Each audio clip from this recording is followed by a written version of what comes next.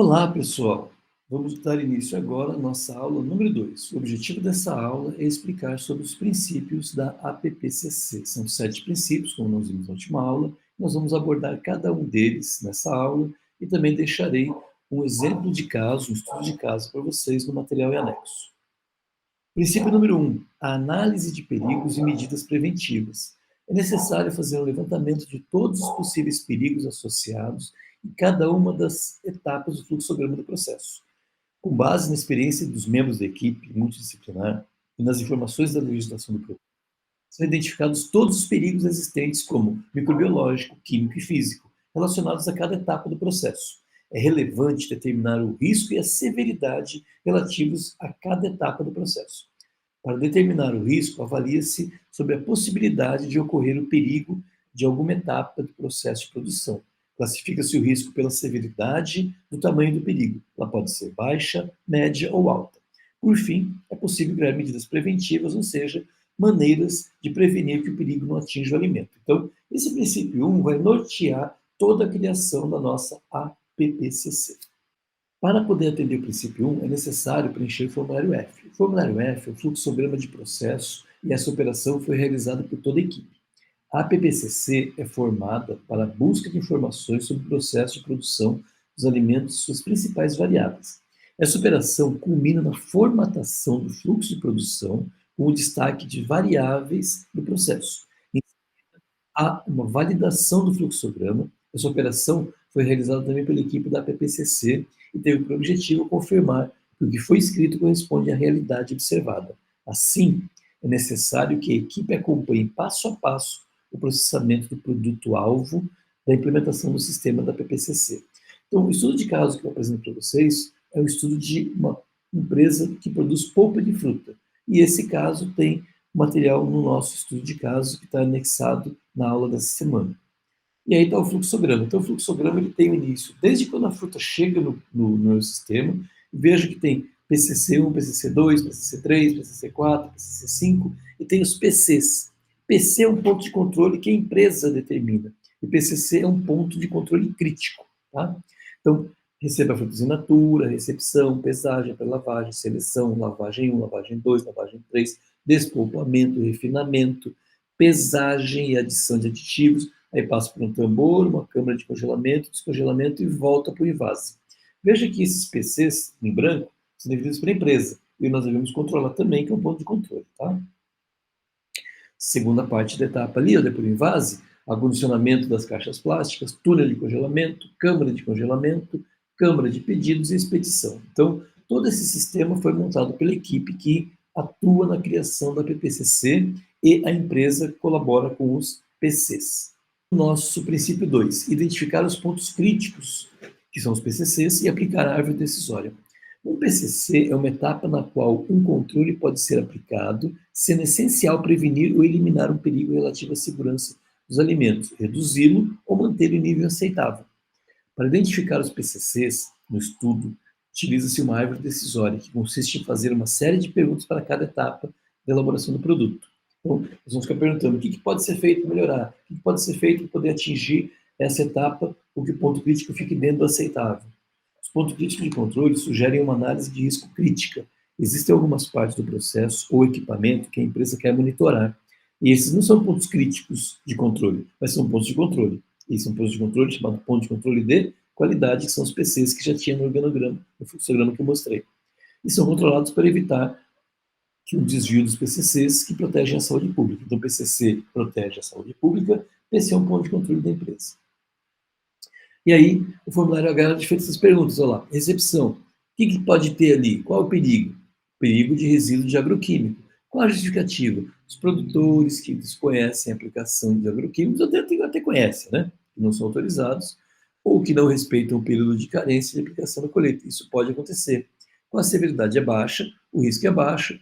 Qual a medida preventiva? Receber frutas de fornecedores cadastrados e aprovados. Então, aí também tem a lavagem e sanitização, e a pesagem de aditivos, a colocação de aditivos. Então, veja que cada etapa mostra como que eu vou, qual é o perigo, qual a justificativa, qual é a severidade, qual é o risco e qual a medida preventiva que eu tenho que ter para poder eliminar esse risco. Princípio 3. Estabelecer os limites críticos para todos os pontos de controle crítico.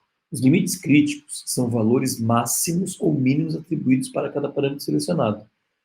Eles são aqueles que separam os produtos aceitáveis dos não aceitáveis, podendo ser quantitativo e qualitativo. Então, eu posso ter um produto químico que tem uma quantidade máxima permitida, ou aquele aditivo que tem uma quantidade mínima também permitida. Então, ele tem que estar dentro desse parâmetro para que eu possa dizer que ele é aceitável. Se não for, é necessário criar um protocolo que vai ser feito a cada vez que ele ultrapassar ou que ele baixar esse nível apontado. Cada parâmetro estabelecido tem seu limite crítico estabelecido, de forma a manter a visão clara das medidas de controle dos PCCs. O estabelecimento desses limites é baseado nos conhecimentos disponíveis em fontes como legislação, literatura científica, dados de pesquisa reconhecidas, normas internas da empresa. Então, não pode ser eu achei, eu tenho que seguir uma legislação para poder atender essa quantidade mínima ou máxima que é aceitável dentro do ponto crítico. Os parâmetros determinados para controlar os PCCs são temperatura, tempo, pH, teor do componente químico. Quando os limites críticos não são atendidos, quer dizer que não é possível garantir a segurança do alimento que está sendo analisado. E aí é necessário fazer a correção. E aí vem o princípio 4, que é estabelecer um sistema de monitorização, ou seja, monitorar esses limites. O primeiro passo foi determinar o que monitorar, quando monitorar, como monitorar e quem vai ser o responsável devidamente treinado e capacitado para fazer essa tarefa.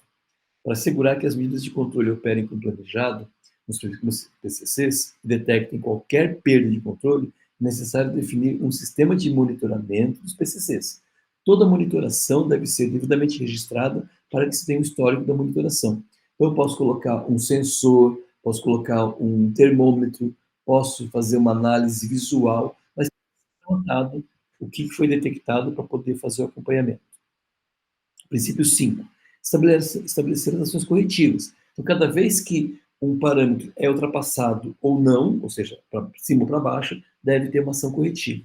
Ações corretivas específicas são definidas para todos os PCCs identificados no plano de APPCC, a fim de manter o PCC, o ponto de controle, sob controle, e definir o que fazer com o produto que saiu enquanto o PCC estava fora do controle.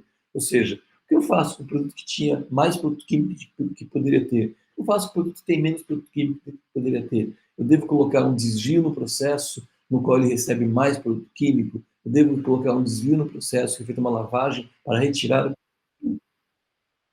os desvios e procedimentos para a disposição dos produtos devem ser documentados. Ou eu devo descartar esse material? Tem que ser tudo documentado. Princípio 6. Estabelecer os procedimentos de verificação para todos os PCCs. Essa etapa é realizada por verificar o adequado monitoramento do sistema, através da aplicação de métodos de verificação, auditoria, procedimentos e testes, incluindo amostragens e análises aleatórias e programadas. Tudo que já foi realizado anteriormente passa por uma revisão de adequação para a total segurança do processo.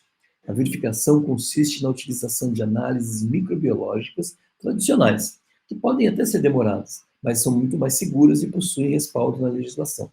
Então, documenta-se, coloca tudo dentro de uma pasta e deixa à disposição para que todos possam ter acesso, inclusive os fiscais, quando vierem fazer a fiscalização. E também aqueles que trabalham na equipe da PPCC. A ação passa a ser conduzida rotineiramente para assegurar que os PCCs estejam sob controle e que o plano da PPCC seja cumprido. E por último, o princípio 7 é a manutenção de registros de documentação.